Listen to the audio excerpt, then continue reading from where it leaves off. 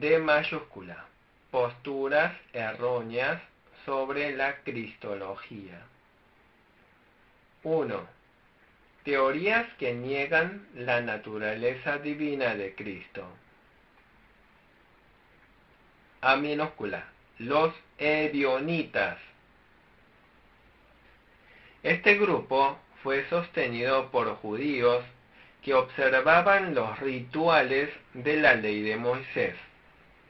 Ellos negaron la divinidad de Cristo y afirmaron que Cristo no era sino una mera persona, ser humano. Afirmaron que Jesús recibió poderes sobrenaturales cuando fue bautizado.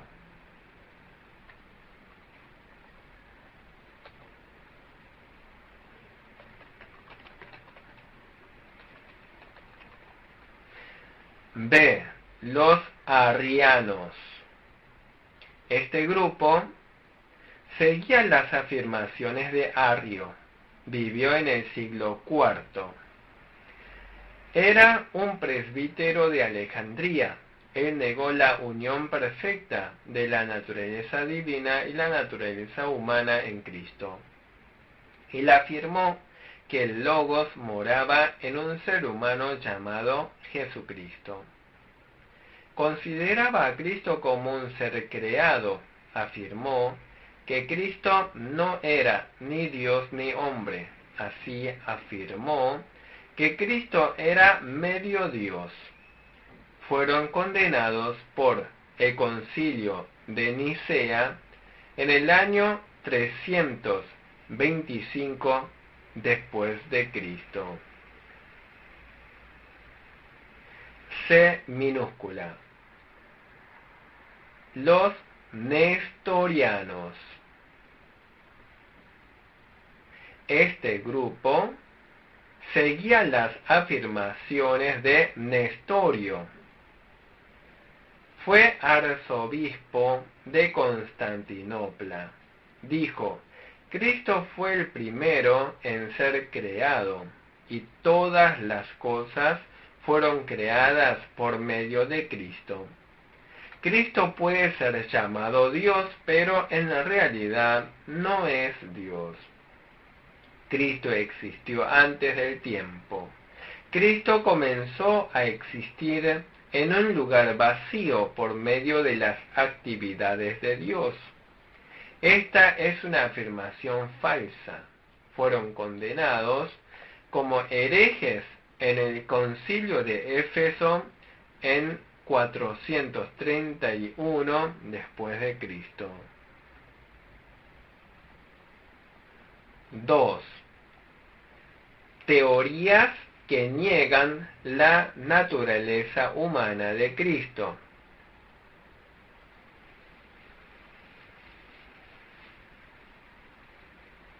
A minúscula. Los gnósticos. Los gnósticos afirman que la materia es básicamente mala. Niega la naturaleza humana de Cristo. Son docetistas. Los gnósticos son docetistas. Afirman que el cuerpo de Jesús no era un cuerpo real, sino que solo tenía la apariencia de un cuerpo.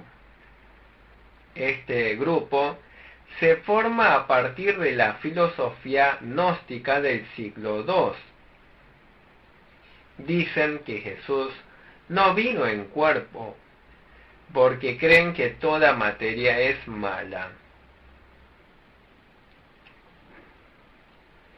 B minúscula.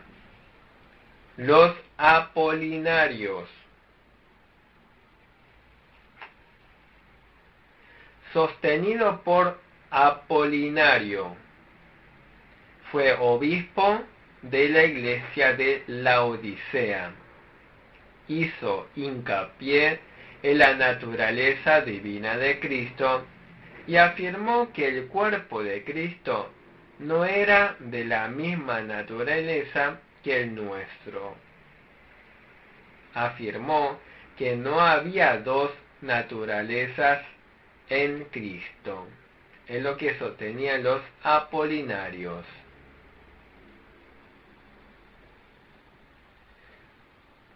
Afirmó que las naturalezas divina y humana de Cristo se unieron para formar una tercera naturaleza. Así estas personas se llamaban también monofisistas. Fueron condenados por el Concilio de Nicea en el año 381 después de Cristo.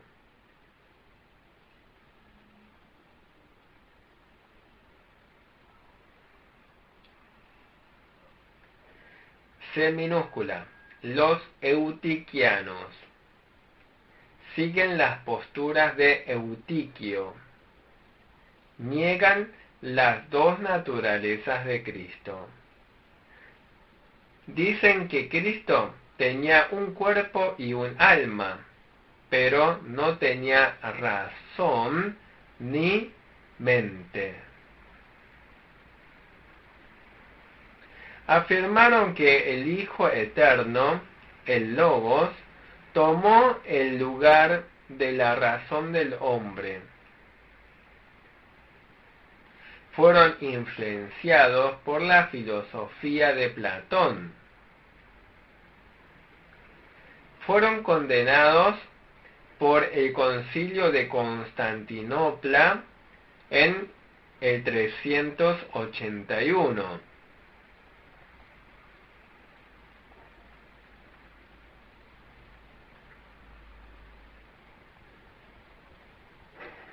En mayúscula, los estados de Cristo. Diferencia entre estado y persona. La palabra estado se refiere a la posición de una persona, especialmente es una relación judicial.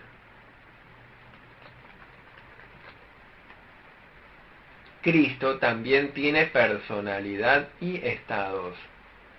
1. El estado de humillación de Cristo. A minúscula. La encarnación de Cristo. La naturaleza del Hijo de Dios no se interrumpió ni se transformó en un ser humano. La naturaleza del Hijo de Dios no sufrió ningún cambio entre antes y después de la encarnación. Juan 1:1. Romanos 9:5. Filipenses 2:6. Primera de Juan 5:20. Dios se manifestó en forma de hombre. Su naturaleza divina adquirió una naturaleza humana perfecta en cuerpo y alma. Juan 1:14. Primera de Timoteo 3:16. Primera de Juan 4:2. El Creador vino en forma de criatura. El majestuoso Señor vino en forma de siervo. El Señor se sujetó a las demandas y maldiciones de la ley. Gálatas 4:4. El Señor estaba sin pecado y sin embargo tenía una naturaleza humana débil. Hebreos 4:15. B minúscula. Los sufrimientos de Cristo. El Hijo de Dios sin pecado vivió en el mundo condenado y lleno de pecado.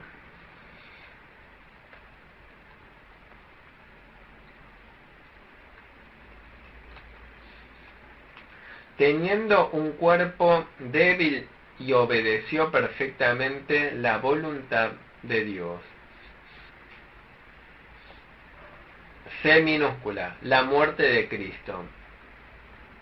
El Hijo de Dios sin pecado fue condenado como pecador y sufrió la pena de muerte. Lucas 23:4, versículo 14, versículo 22. Dios, que no puede morir, vino en cuerpo humano y murió, lo cual demuestra el grado de su humildad. Lucas 23:46. D minúscula. La sepultura de Cristo. El hombre vuelve a la tierra. Esto es parte de su castigo por el pecado. Génesis 3:19. Cristo fue sepultado, lo que demuestra el grado de su humildad. Salmo 16:10, Hechos 2:27, 13:34. 2. El estado de exaltación. A minúscula. La resurrección de Cristo. El cuerpo resucitado de Cristo era un cuerpo físico. Lucas 24:39, versículo 43. Era un cuerpo espiritual. Juan 20:19, Lucas 24:30, versículo 39. Uno entre paréntesis. La resurrección de Cristo es la prueba de que Jesús no tiene pecado. La muerte es el castigo de Dios por el pecado. Todo hombre nace pecador y por lo tanto, luego de morir, nadie puede resucitar. Por lo tanto, la resurrección de Jesús demuestra que Jesús no tiene pecado. 2 entre paréntesis. La resurrección de Cristo es la prueba de que Jesús es el Hijo de Dios. Romanos 1:4. 3 entre paréntesis. La resurrección de Cristo es prueba del cumplimiento de la redención de Jesús en la cruz. Jesús murió en la cruz en lugar de los pecadores, a fin de pagar el precio por sus pecados. La resurrección de Jesús muestra que la redención de Jesús en la cruz es completa. Romanos 4:25. 4 entre paréntesis. La resurrección de Cristo garantiza la resurrección de los creyentes. Filipenses 3:21. La resurrección de Jesús, que vino en cuerpo humano, demuestra que en el futuro los creyentes resucitarán del mismo modo que Jesús. B minúscula. La ascensión de Cristo. 1 entre paréntesis. La ascensión de Cristo se cumplió como Jesús lo profetizó. Juan 6:62, 14:2, 16:5. El Nuevo Testamento da testimonio de la ascensión de Cristo. Lucas 24:50, Hechos 1, versículos 6 al 11, Primera de Timoteo 3:16. Primero, la ascensión de Cristo prueba que la obra redentora de Jesús fue completada. Segundo, Dios levantó a Jesús en lo alto. Tercero, Jesús entró en el lugar santísimo en el cielo como el verdadero sacerdote. Cuarto, la ascensión de Cristo garantiza la ascensión de los creyentes. Juan 16:24, 14, versículos 2 y 3. 2 entre paréntesis. La naturaleza de la ascensión de Cristo. Cristo ascendió físicamente desde la tierra al cielo de forma visible. El reino de los cielos es un lugar de descanso eterno que está lleno de la gloria de Dios. Mateo 18:10, 2 de Corintios 5:1. C minúscula. Cristo se sentó a la diestra del trono de Dios. Cristo ascendió y se sentó a la diestra del trono de Dios Padre.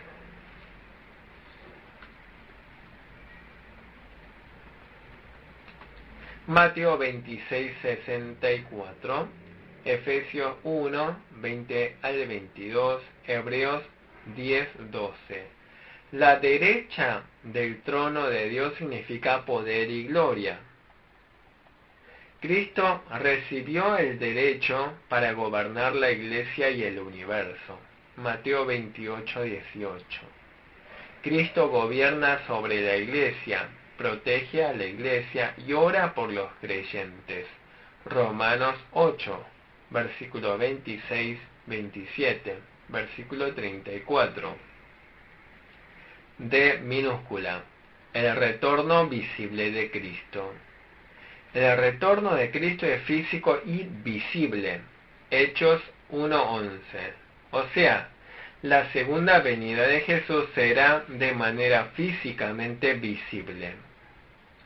Cuando Cristo regrese, vendrá como el juez que juzgará los pecados del mundo. Juan 5:22. Hechos 10:42. 17:31. Cristo regresará para completar la salvación de los creyentes. Apocalipsis 2:27, 19:15. Primera de Tesalonicenses 4, versículos 16 al 18. Cristo regresará para ser el rey del reino milenial por 1000 años. Apocalipsis 20, versículos 1 al 4. 3. El número romano, la obra de Cristo. A mayúscula. Los oficios de Cristo. 1. El oficio profético. El Antiguo Testamento profetiza acerca del oficio profético de Cristo. Deuteronomio 18:15. Jesús mismo testificó de ello. Lucas 13:33. Jesús predicó la voluntad de Dios Padre a través de sus actividades proféticas.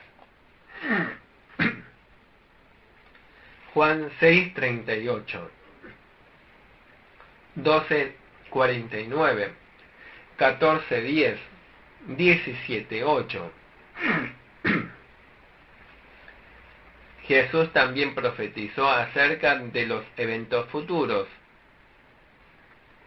Mateo 24, versículos 3 al 35. Jesús predicó la palabra de Dios. Mateo 7:29. B minúscula. Cristo ejerció el rol de profeta. 1 entre paréntesis. En los tiempos del Antiguo Testamento, Cristo obró en espíritu con los ángeles del Señor y obró en los profetas.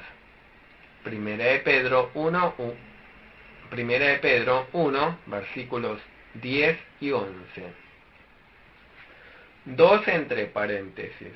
En el tiempo del ministerio público de Cristo, Cristo vino en cuerpo humano y cumplió su oficio de profeta mediante su palabra y milagros. Mateo 4:23.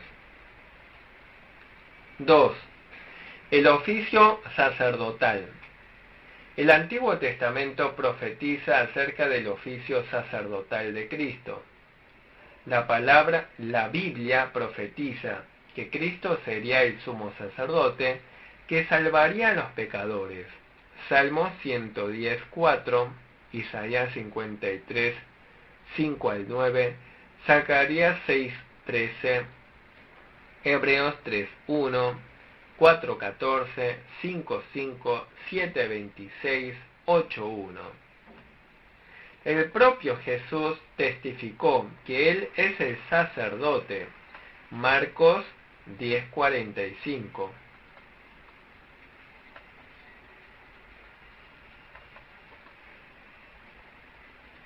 Juan el Bautista también lo testificó. Juan 1:29. El apóstol Pablo también lo testificó. Romanos 3:25, 1 Corintios 5:7, Efesios 5:2. El apóstol Juan testificó eso, 1 Juan 2:2, 4:10. El apóstol Pedro testificó eso, 1 de Pedro 2:24, 3:18. A minúscula. La obra sacrificial de Cristo. 1 entre paréntesis. La naturaleza del ministerio sacrificial. Cristo completó todos los sacrificios de la ley ofreciendo su cuerpo como ofrenda de sacrificio por los pecadores. Los sacrificios de los sacerdotes del Antiguo Testamento tipificaron a Cristo y su obra sacrificial. La ofrenda expiatoria es el sacrificio para expiar el pecado. Profetiza la redención de la cruz de Cristo. El holocausto es el sacrificio de servicio y consagración que le ofrece a Dios todo el cuerpo y alma. Profetiza los perfectos servicio y consagración de Cristo. La ofrenda de paz es el sacrificio para reconciliar a los pecadores con Dios. Profetiza que Cristo sería la ofrenda de paz. 2 entre paréntesis. La tipología del Antiguo Testamento sobre el ministerio sacrificial de Cristo. Los sacrificios de ganado y ovejas en el Antiguo Testamento eran tipos del sacrificio de Cristo. Todos los sacrificios en el Antiguo Testamento eran tipos del ministerio de Cristo y sus efectos. Colosenses 2:17, Hebreos 9:23, 10:1, 13:11. Los sacrificios de Pascua tipificaron particularmente la salvación de los pecadores de ser destruidos a través del sacrificio expiatorio de Cristo. 1 Corintios 5:7. 3 entre paréntesis. Prueba bíblica. Cristo fue elegido por Dios para ser mediador entre Dios y los pecadores. Mateo 12:18. Lucas 23:35. Cristo murió en lugar de nosotros los pecadores. 2 Corintios 5:14. Hebreos 9:12. Cristo completó la redención de una vez para siempre, a través de su muerte en la cruz y su resurrección. Hebreos 10:12. Cristo es el eterno y perfecto sumo sacerdote. Hebreos 5, versículos 1 al 10. 7:1, 9:11, 10:11, 12:24. La obra B minúscula, la obra intercesora de Cristo. Cristo no solo es el sumo sacerdote, sino también el intercesor de su pueblo. 1 de Juan 2:1. Cristo es nuestro intercesor. Cristo es nuestro consolador. Juan 14:16. Cristo es el abogado de los creyentes, lucha contra Satanás y nos defiende ante el Dios Padre. Zacarías 3:1, Romanos 8:34, Apocalipsis 12:10. 3. El oficio de rey. Cristo, el Hijo de Dios, ejerce la autoridad real de Dios sobre toda la creación. La autoridad real de Cristo se basa en su naturaleza divina. La autoridad real de Cristo es su autoridad espiritual sobre la Iglesia y la autoridad cósmica sobre el universo. A minúscula. La autoridad espiritual de Cristo como Rey. Hay muchos pasajes, tanto en el Antiguo como en el Nuevo Testamento, donde se profetiza a Cristo como Rey. Salmo 2:6, 45:6, Isaías 9:6, Miqueas 5:2, Lucas 1:33, Juan 18:36. Uno entre paréntesis. La naturaleza de la autoridad espiritual de Cristo. Cristo es la cabeza de la Iglesia, lo que significa que Cristo es el Rey sobre la Iglesia. 1 Corintios 11:3. Efesios 1:20. Cristo reina sobre su pueblo e Iglesia. La autoridad espiritual de Cristo como Rey tiene que ver con el ámbito espiritual y ejerce su influencia sobre los corazones y vidas de los creyentes. La autoridad espiritual de Cristo es su poder para salvar a su pueblo de sus pecados. 2 entre paréntesis. El alcance de la autoridad espiritual de Cristo. El alcance de la autoridad de Cristo es, según el Nuevo Testamento, el reino de Dios o reino de los cielos. La Iglesia visible es la organización externa más importante del reino de Cristo. El reino de Dios también se identifica como la Iglesia física. Mateo 8:12, 13:24. La autoridad espiritual de Cristo como Rey se limita al alcance de la autoridad del reino de Dios dentro del corazón de un creyente donde mora Cristo. El reino espiritual de Cristo es actual y futurista. El reino espiritual se establece y crece en los corazones y vidas de los creyentes actuales. Se completa plenamente en la segunda venida de Cristo. En la segunda venida de Cristo, su reino espiritual se completará plenamente en forma visible. B minúscula. La autoridad cósmica de Cristo como Rey. La Biblia testifica de la autoridad cósmica de Cristo como Rey. Mateo 28:18, Efesios 1, 20 al 22, 1 Corintios 15:27. Uno entre paréntesis. La naturaleza de la autoridad cósmica de Cristo como Rey.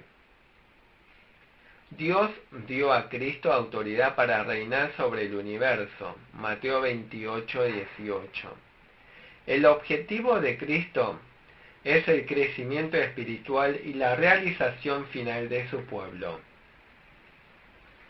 Para lograr esto, Cristo reina sobre los individuos, las sociedades y las naciones. 1 Corintios 3:22-23. Cristo protege a su pueblo de los peligros del mundo. 4 en número romano. Expiación a través de Cristo. A mayúscula. Definición de expiación. Expiación es la muerte de Cristo en la cruz para pagar por los pecados de su pueblo. 1. Cristo debía morir en lugar de pecadores. Según la ley de Dios, los pecadores deben morir con toda certeza. Génesis 2:17. Por lo tanto, para salvar a los pecadores, Cristo debía morir en lugar de los pecadores. Levítico 4:4. Jesús murió en lugar de pecadores. 2 Corintios 5:14 y 15. 2. Cristo debía ser sin pecado. Hebreos 4:15, 2 Corintios 5:21, 1 Pedro 2:22. 3. Cristo debía asumir él solo los pecados de su pueblo. Jesús es el Hijo de Dios. La vida de Jesús vale más que la vida de todo su pueblo. Por lo tanto, solo Jesús podía asumir completamente los pecados de todo su pueblo de una vez para siempre. Hebreos 9:27. B mayúscula. La causa móvil y la necesidad de la expiación. 1. La causa móvil de la expiación. A minúscula. Es la voluntad agradable de Dios. Es la agradable voluntad de Dios salvar a los pecadores mediante la redención de Cristo. Isaías 53:6. Lucas 2:14.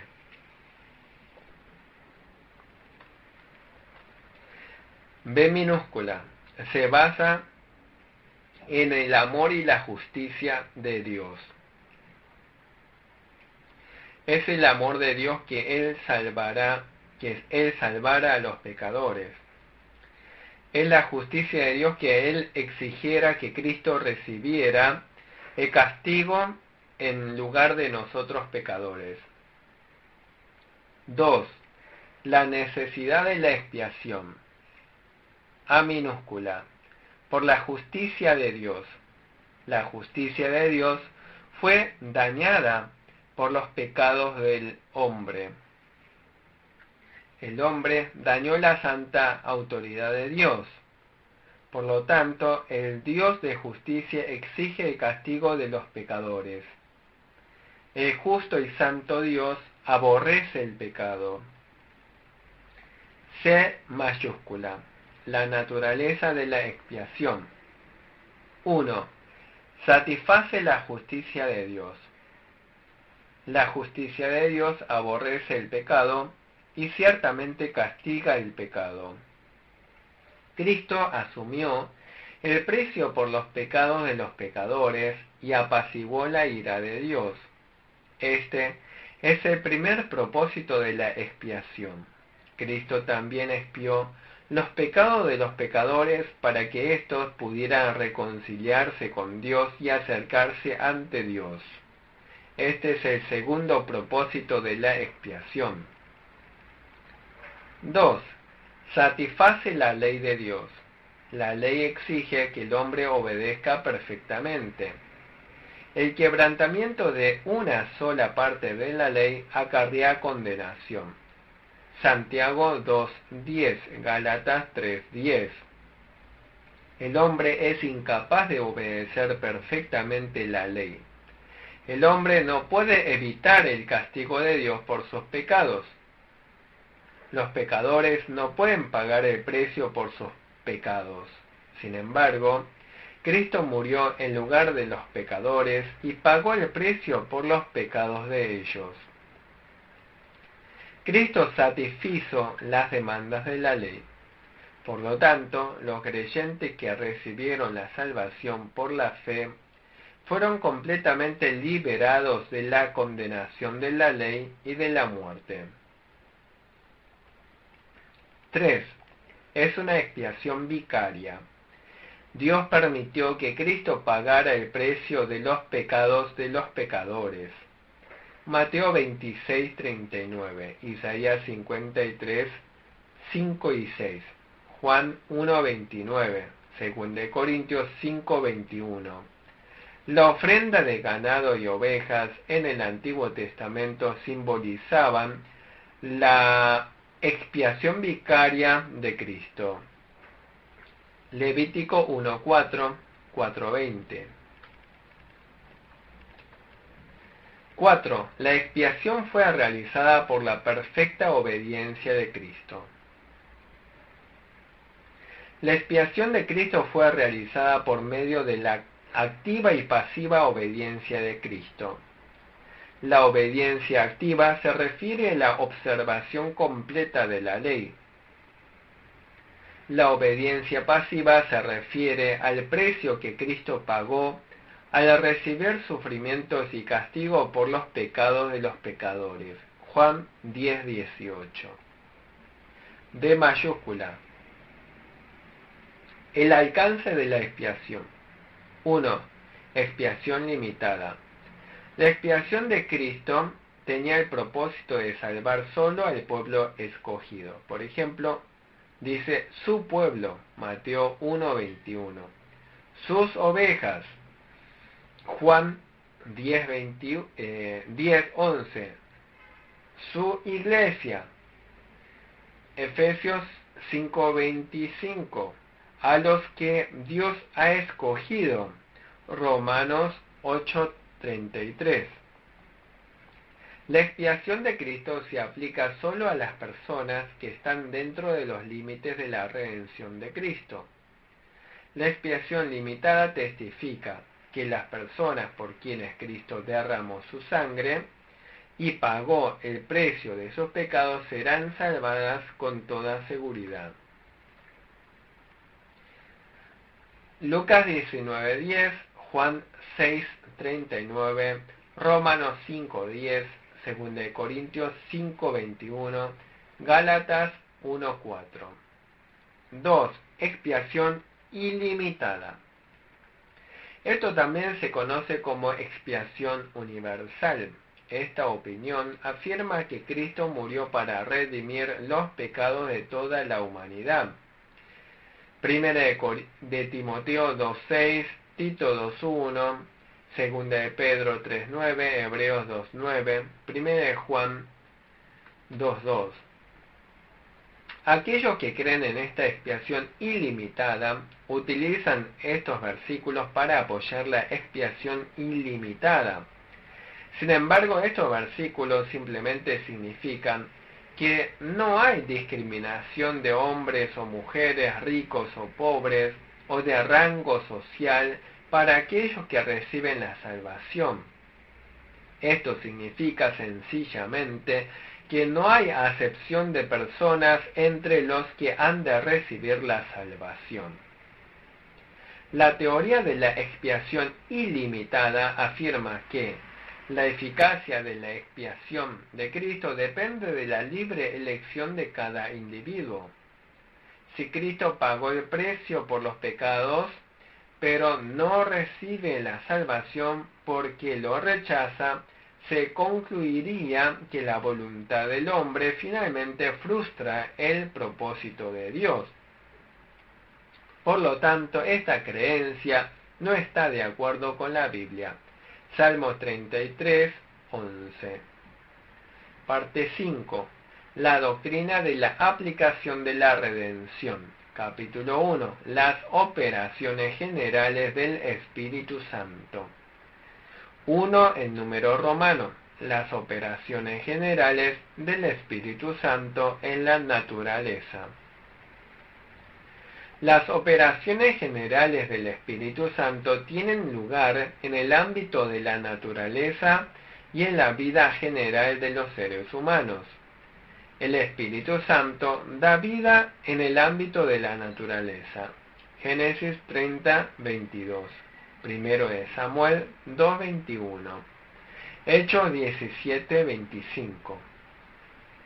El Espíritu Santo preserva la vida. Juan 34:14-15. El Espíritu Santo permite que los organismos vivos trabajan y crezcan. Primera de Samuel 2:6 y 7. Génesis 1:22. El Espíritu Santo garantiza el crecimiento y la realización de la creación.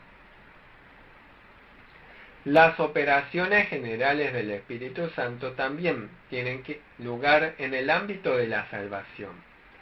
Por ejemplo, los nacimientos y crecimiento de los profetas, el crecimiento de Jesús, Lucas 2:52. Las operaciones especiales del Espíritu Santo no pueden tener lugar sin las operaciones generales del Espíritu Santo. 2 en número romano, la gracia común, A mayúscula, la gracia común. La gracia común es una bendición general en la cual Dios influye moralmente en el hombre para limitar el pecado. mantiene el orden de la vida social y promueve la justicia civil. Sin embargo, los pecadores no pueden ser salvados por la gracia común. Esto es porque los pecadores no pueden ser espiritualmente buenos a través de la gracia común. No pueden arrepentirse o vivir por fe. 1. Comparación entre la gracia común y la gracia especial. A minúscula, la gracia común. La gracia común no puede producir cambios espirituales en el corazón del pecador. Apela a los deseos naturales de los hombres mediante métodos racionales y morales. El hombre puede rebelarse contra la gracia común del Espíritu Santo. B minúscula, gracia especial. Esto provoca cambios espirituales en el corazón del pecador. La gracia especial renueva toda la naturaleza del hombre a través de métodos espirituales y creativos. El hombre no puede rebelarse contra la gracia especial del Espíritu Santo. La gracia especial cambia al hombre para que se someta voluntariamente. 2. Alegaciones del arminianismo contra la gracia común.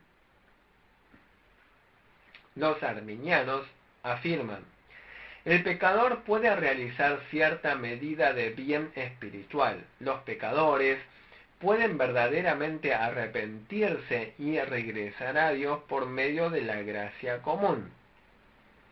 Los pecadores son persuadidos a recibir a Jesucristo con fe. El hombre puede lograr este fin mientras no se rebele duramente contra la operación del Espíritu Santo. Esta es la postura del arminianismo. Esta postura arminiana de la gracia común no coincide con la Biblia. Es una postura errónea. Aquí concluiremos la 10ª conferencia de teología sistemática. El profesor Seongnam Ko continuará con la 11ª conferencia. Bien hecho. Gracias.